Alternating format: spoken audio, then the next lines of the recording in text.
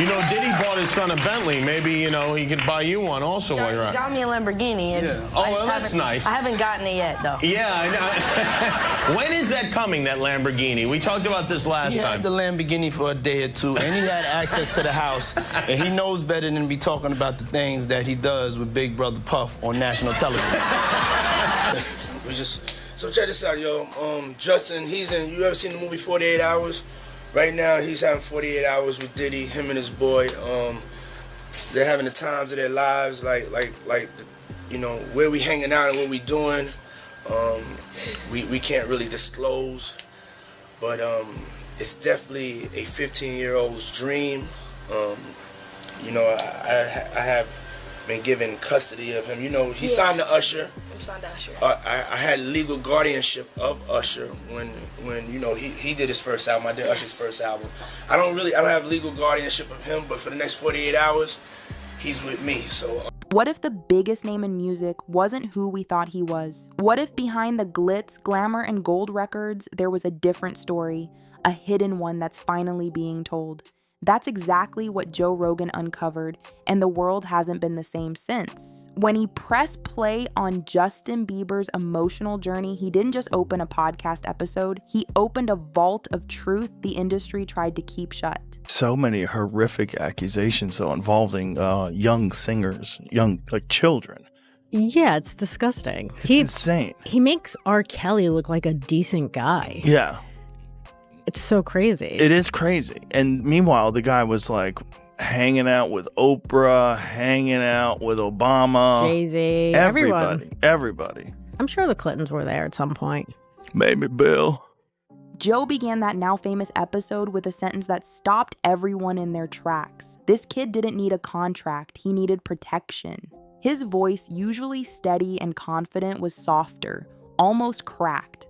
For the first time in a long while, Joe was shaken, and for good reason. The papers on his desk, the audio clips, and the old footage told a story that no fan ever imagined. A story about trust, pressure, and a superstar pushed too far. He went back to the early days when Justin Bieber was just a 15-year-old with big dreams and a bigger voice. Most people only saw the fame, the screaming fans, and the flashy cars.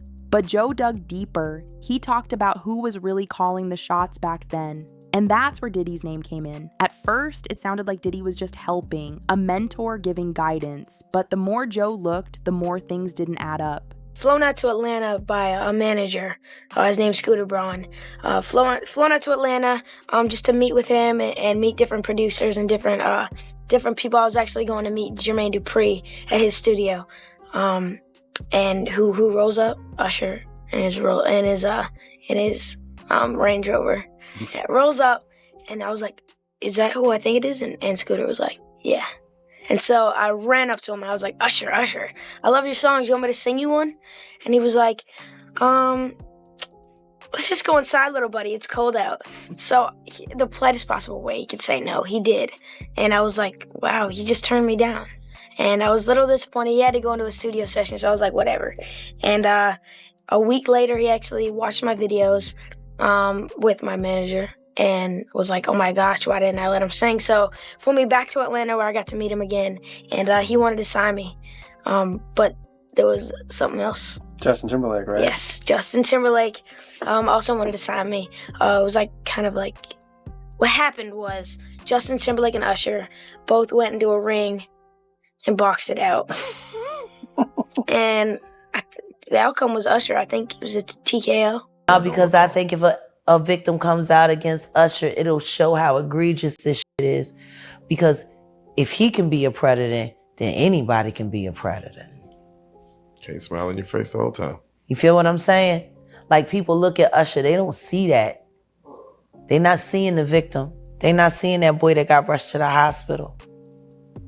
They're not seeing what the intentions was in his heart when he took Justin Bieber there.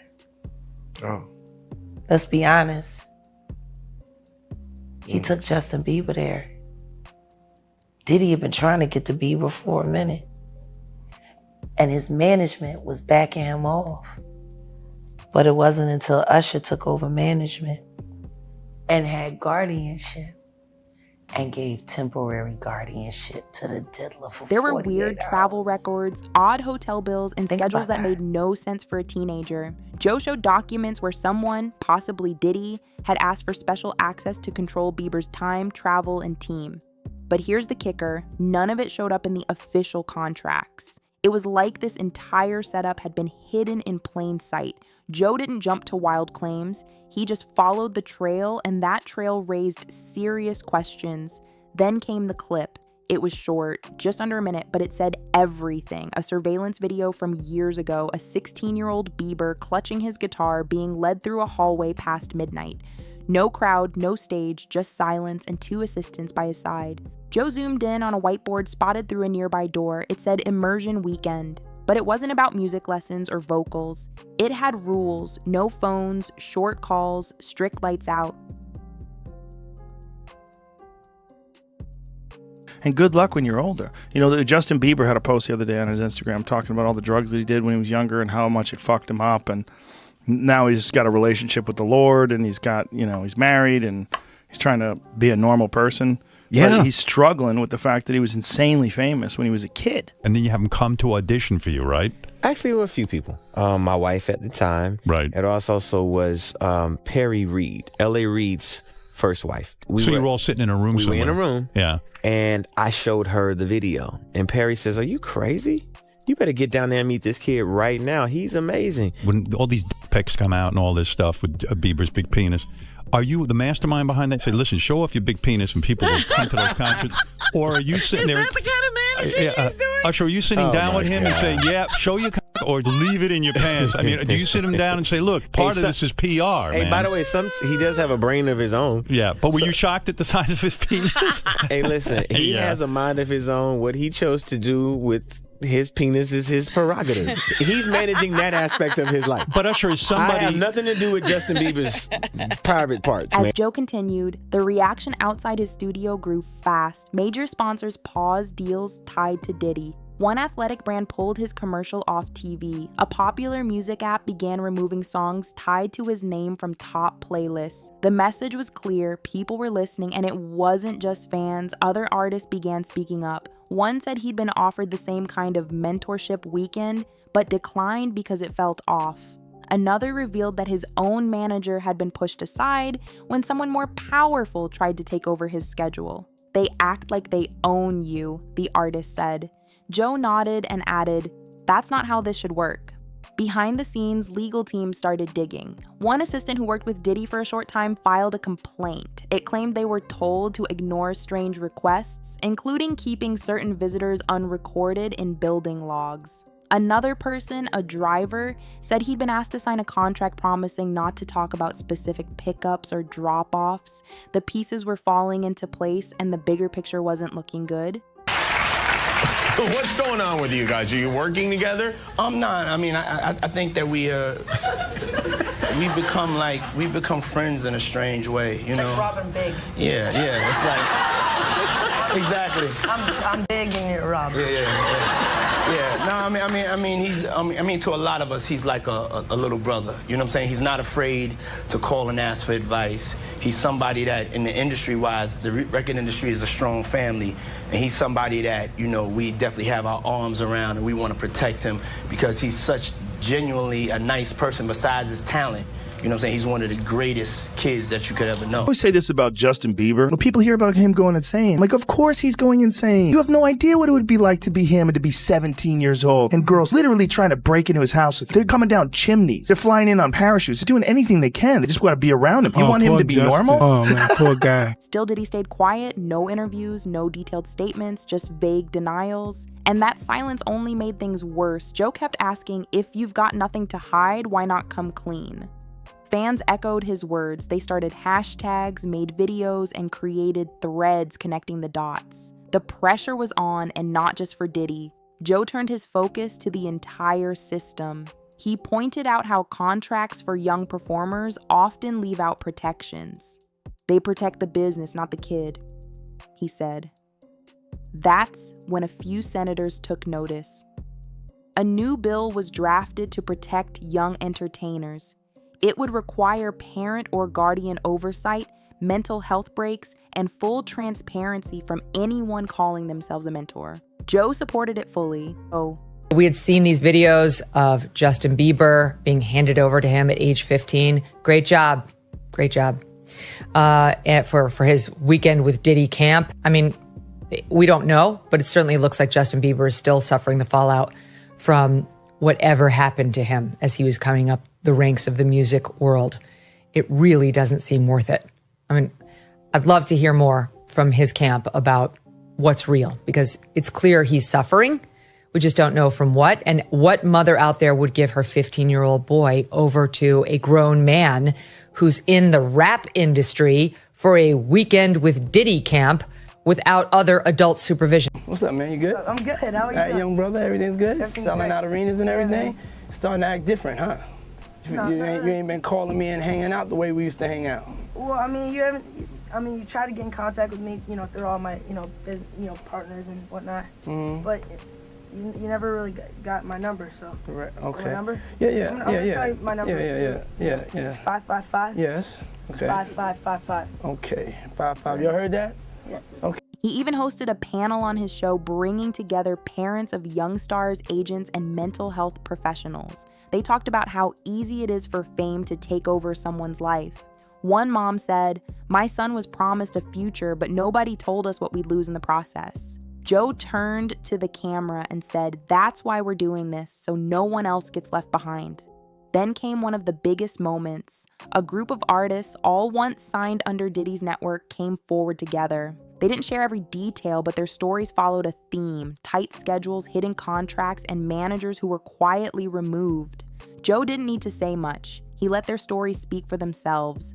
Months ago, I was really struggling mentally and emotionally, and just there were so many things that were adding up, and I wasn't able to enjoy any of the things that I own. That stuff's not gonna matter to you. None of the actual things did anything because I was so hurt and I was so confused and I was so sick and there was all these things, and I was like, I can't, there's like, you just can't, like you said, you can't enjoy the actual physical, tangible, like things that money offers, right? The you of then was on a path of self-destruction. Oh, for sure. Yeah, I would have, for sure, 100%. Yeah.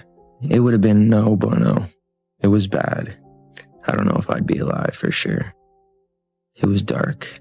So I'm very, very grateful to have influences in my life that have played a huge part in me seeing their relationship with Jesus and their relationship with their wives and their relationship with their kids and saying that's what I want. But I want to definitely tell my story so that if that resonates to anybody, that they can hopefully, but yeah, just protecting those moments because people take for granted encounters and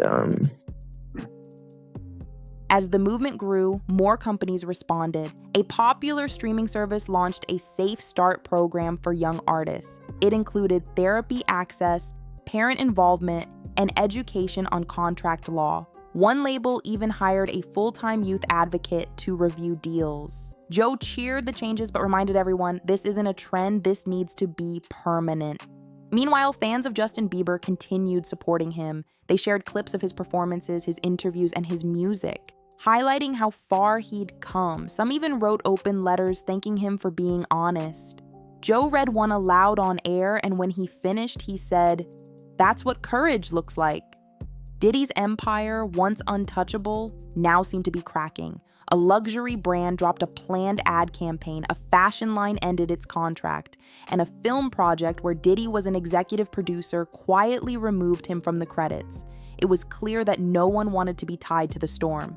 Anyways, I want to also just show you this montage. This is a montage that was shared by Evie Magazine. They do great work on their TikTok of Justin Bieber, again, just 15 years old, in Hollywood, surrounded by a bunch of adults. And you let me know if any of this registers to you as normal. Take a listen.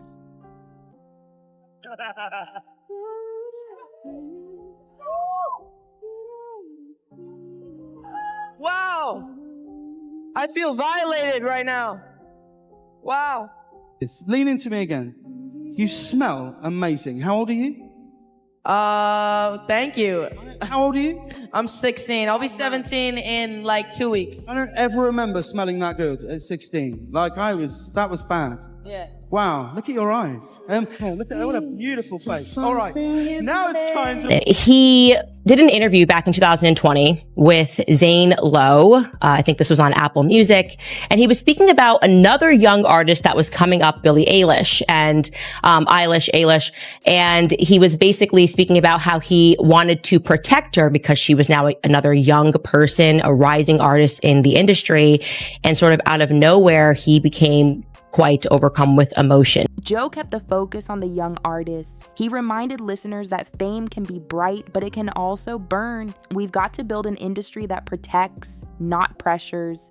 He urged parents to ask questions, agents to demand better terms, and fans to support transparency. One of the final segments of his updated podcast was a letter. It came from a new artist, only 14 years old, who wrote, "I almost gave up, but hearing your podcast gave me hope." Joe smiled and said, "You don't have to give up. You just have to know your worth." In the end, this wasn't just a scandal, it was a signal, a warning that even the biggest stars need boundaries and even the loudest voices need someone to listen. Joe Rogan didn't just uncover a story, he started a movement. Now the question is, who's next to speak up?